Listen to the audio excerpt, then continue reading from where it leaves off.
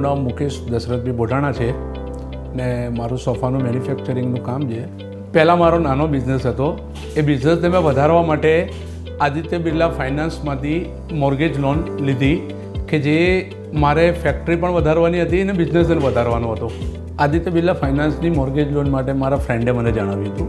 એને મને કહ્યું કે એમનો રેટ ઓફ ઇન્ટરેસ્ટ ને એમની સર્વિસ બહુ સારી છે.